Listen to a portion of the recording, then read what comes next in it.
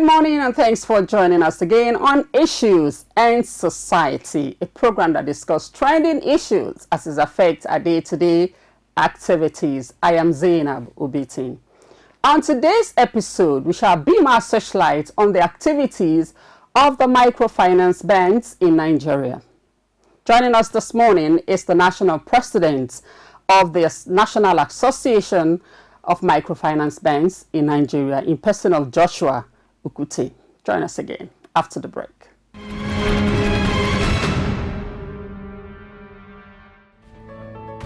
With an ever-evolving society, there are everyday issues in the marketplace, in government, in our social lives, even in our homes. Issues and Society brings these happenings to you. Join us on this station. For sponsorship and advert placement, please call 081-100-00712, or better still, follow us on our social media handles.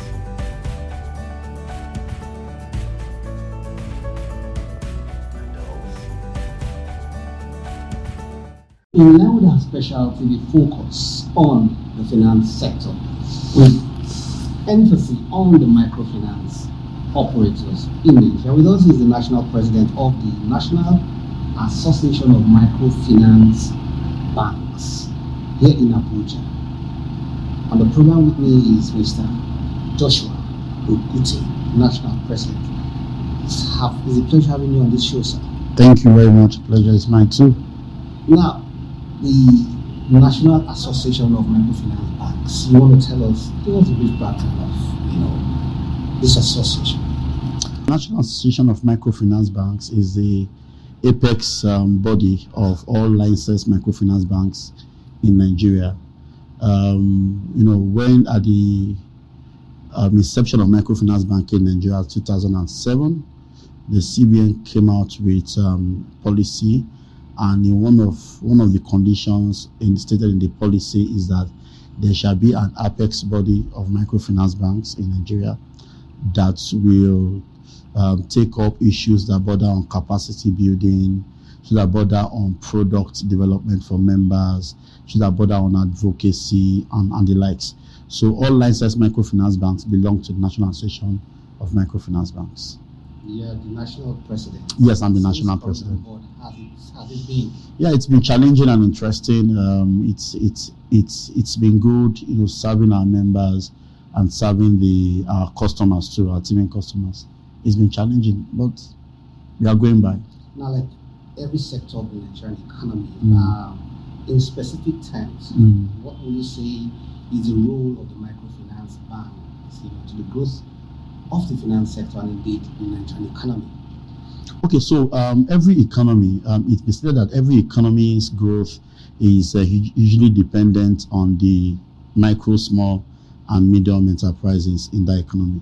So for Nigeria, that we have well over 41 MSMEs, and it is the microfinance bank's role to give access to finance to these MSMEs. So with the microfinance banks, access to finance, access to credit, and even general financial inclusion and financial intermediation of MSMEs has been, enhanced and improved. So the role of microfinance banks in Nigeria of today cannot be overemphasized. We have well over 897 microfinance banks in Nigeria, and this is the only tier of banking where you have at least one microfinance bank or one financial institution in every local government in this country.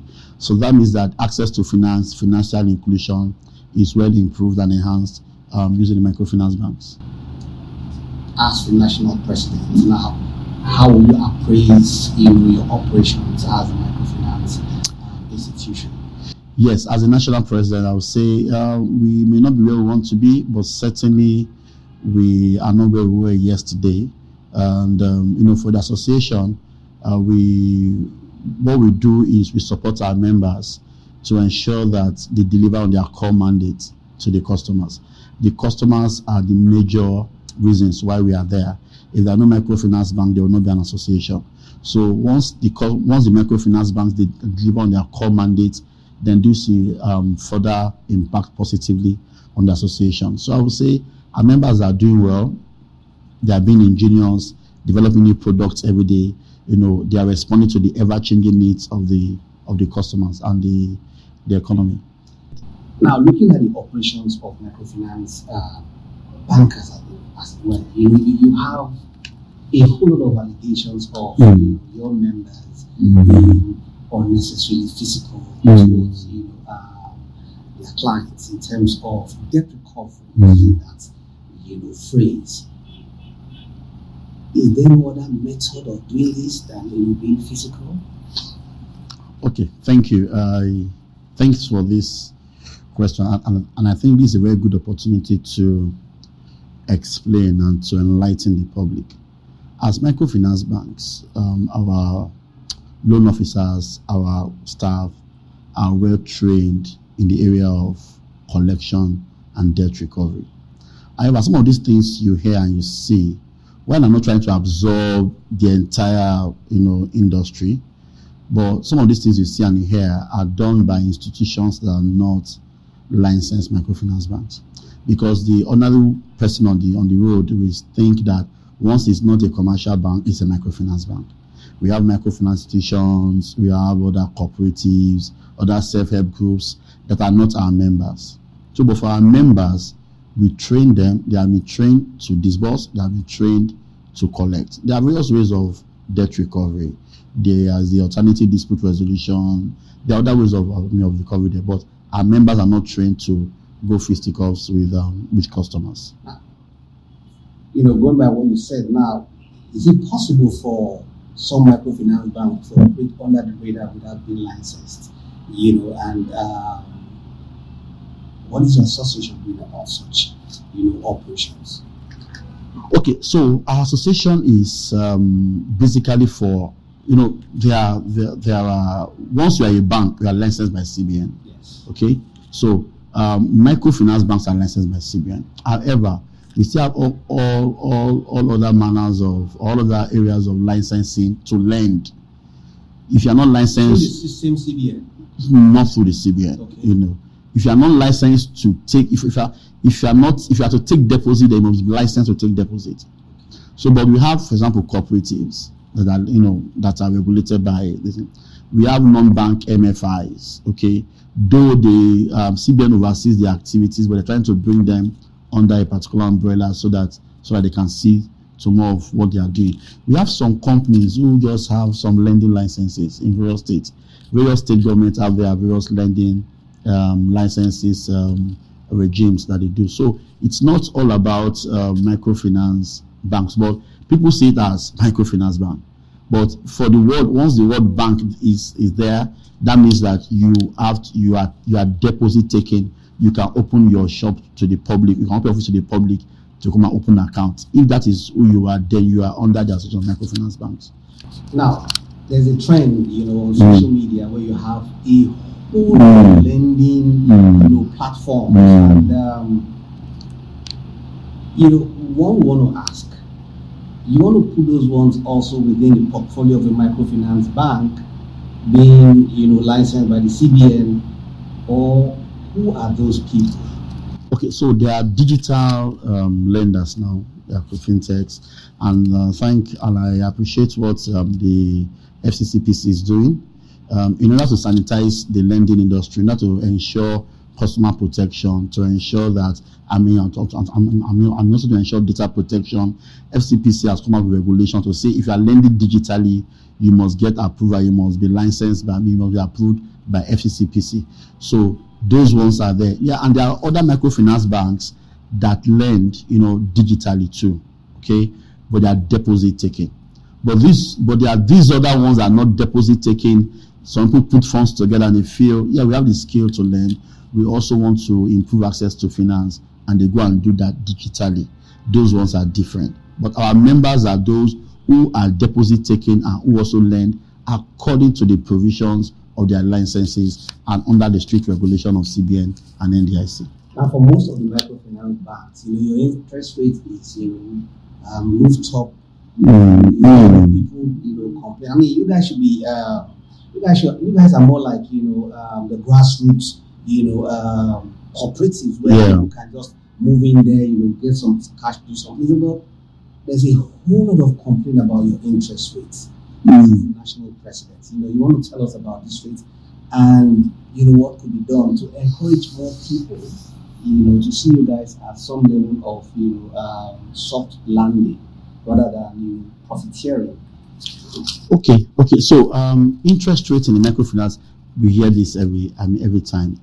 The truth is that the cost structure of a typical microfinance bank is from the cost structure of a regular commercial bank. Let me give you this very funny scenario. An average Nigerian, you have ₦1 million, want to save, you walk into a regular commercial bank, you save your money. An average Nigerian, you need a loan of 500,000. The first thing that comes to your head is a microfinance bank. So microfinance banks fund usually their loan portfolio from shareholders' funds, which means that the cost increases. Unlike the other commercial bank that fund majorly from deposits. Okay. Then secondly, the cost structure of a regular microfinance bank is high with respect to issues that border on power, issues that border on staffing, issues that border on a lot of things. And the number of clients a microfinance bank staff can manage and the volume that we derive from those clients is for example, I can manage a 10 billion naira portfolio in the commercial bank, but you can't have one loan officer in the microfinance bank manage more than say maybe 250 customers doing an average of say 200,000 naira. And if you put that, aggregate that, you see that you need more of such loan officers to manage say a 200 million naira or 1 billion naira portfolio. So the cost goes up. We are mindful of our customers, and as much as we can, what we do is we try to ensure that costs that we give to our customers are commensurate to what we think their businesses can pay.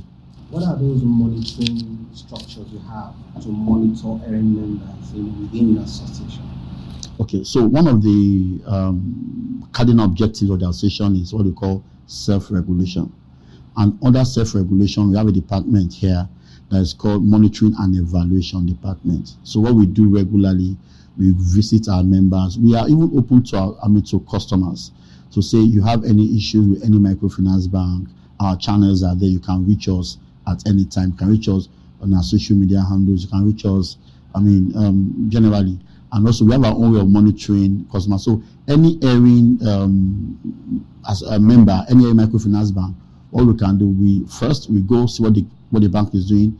We do advisory. If it is to improve skill, we improve skill. And in the very rare occasion, of course, we get the regulators to come and to sanction them accordingly. We have zero tolerance for misdemeanor within our members. There's this other scenario that I have seen, and we've had people complaining. Your members, tend to, you want to take a loan, you have collateral, but your members kind of go into homes and begin to take, inventories of TV sets, electronics, and all that. And sometimes when, funds are not paid back as at when due, these things are confiscated. Does it fall in line with your guidelines? Okay. Yes. So one of the reasons microfinance bank was set up is to ensure that collateralization of loans is soft, what we call soft collateral. So you could use household items as collateral. You could use your TV sets, your generators, your cars, variable asset and mobile asset. However, there is the National Collateral Registry, okay, where every microfinance bank is expected to register each collateral that you take or that a customer uses for use of a loan. So once that collateral is registered with the NCR and the person does not pay, there are guidelines, there are procedures and processes for converting such collateral to pay your loan. So in default, it is not within the right of anyone to go to homes. And I really, except for a recent case, which I wouldn't want to start, debating here for the reasons of that. I don't think there are issues around. Even for that case, it borders on probably lack of understanding between the microfinance bank and even the customer. Usually, you should register all your movable assets, not the National Collateral Registry.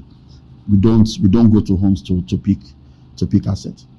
Yes. Now, there's a recent incident that happened in one of the southwestern states where microfinance, we want to call them officials, went for debt recovery, and in the process, somebody passed on. It's currently, what is the association doing in that regard? Are you guys involved in, that process, and how do you handle such? Okay, so that particular incident, before it got to media, we got to know because they are members. So the management and the board got in touch with us the same day the incident happened, and the next day we visited the bank. We tried reaching the family. Then thereafter, I led my colleagues at the National Working Committee to the state MCIB where the staff were kept. It's an unfortunate incident in law, because thereafter I started speaking to some lawyers to ask questions because unlike what the media was portraying, the version we had was that we went there to try to recover and discussing with the person involved. Unfortunately, after they left, we don't know what transpired. Maybe a lot of people can manage shocks differently. Okay, so while we're not trying to absorb our members, I want to say that was just a one-off, and those guys that went there did not go there with intention to even physically attack the person. But we are working with the Nigerian police to ensure that everything is done, that the true picture of what happened comes to be. I think autopsy is being done. But let me just use this to commiserate with the family involved for their loss. Nobody wants to lose a loved one, whatever it is. The commercial association, the board of trustees of the association also commiserated with them, and we're also working with the family to see how best we can, manage with the family going forward. Now, you want to agree with me that the operations of Microfinance Bank is more of a cash transaction. Now, looking at a cashless policy or a cashless economy, and looking at your operations where small-time business scale people come in and they need cash for businesses, if they eventually begin to key into the cashless policy, it will have any effect on the operations of microfinance banks? Well, really, no, not really. Yeah, well, maybe the short term. The truth is that our members know and understand that you have to innovate. So before now, most of our members have started innovating. Most of our members have their own mobile apps where a lot of transactions go through. Most of loan disbursements, let me say, some of those loans are done digitally. Use their mobile apps, using various alternative electronic channels. So cash is expensive to maintain. Apart from the security, is expensive. So we tell our members, we encourage our members to have a mindset change and to build more of their services and their products on digital platform, because that is the next thing. It's not, all over the world, it is more digital. So it's more of technology. So there's nothing we can do about it. Yes, we know that some of the hinterlands where our members are, the issue of cash is abound. But if mobile phone penetration, according to NCC, is that hard, I think it's about 84% or something, or 70%. So definitely we can also leverage on that to deliver services. Now, is there any platform of metamorphosing from a microfinance bank to becoming a regular commercial bank? Is there you have any acts that can see microfinance migrate to becoming a commercial bank?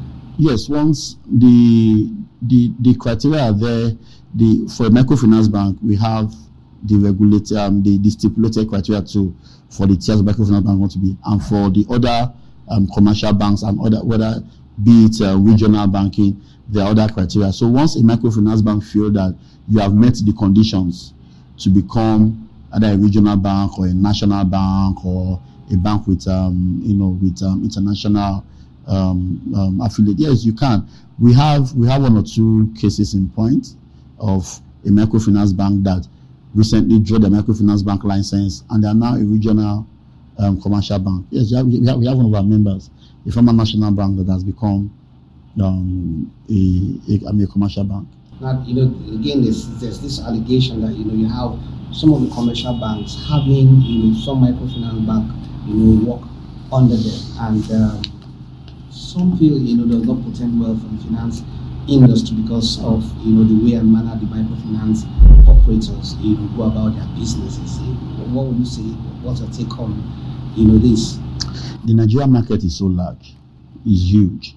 So everyone that has skills, that has the required capabilities to operate anywhere, can operate anywhere. Okay, yes, we have some commercial banks who have affiliates in the microfinance banking sector. The same way we have some international organizations who have investments in some microfinance banks. All of this come together, they further strengthen the microfinance bank sector. So we see it as an addition, as an advantage rather than a disadvantage. We have well over 200 million Nigerians, and we have over 41 MSMEs. Just imagine how many households we have in this country, and look at how many people there are in the various communities. So the more people that come in, the better, because they're going to bring their skill, they will bring their expertise, and they'll bring their investments into the sector. So it doesn't portend any danger. So rather, I think it comes to even strengthen the industry. You want to share with us some of the challenges facing your association? Yeah, we have, just like every other business in this country, we have a lot of challenges. One is the high operating expenses, operating costs, because our members are far-flung across the country. Like you asked initially, the issue of monitoring becomes a big challenge. So even though every time we devise other cost-effective means of monitoring, but there are still times you need to go visit physically. Even though we have our organs, the organ of the association is such that we have the national secretariats, the national where we have other states executive and the state body who look at the local activities in the state, and we have the zonal structure. So, but be that is made, the high operating cost is a challenge. And secondly, the issue of the issue of expectation from our members. Yes, it is right, but the truth is our members expect that for every policy that the regulators want to come out with, we ought to be part of that policy making process. So not being part of this policy making process, at times, of course, we are called to be, but we believe that it should be a it should be something that is given all the time that we are part of the policy making process. That is also another challenge.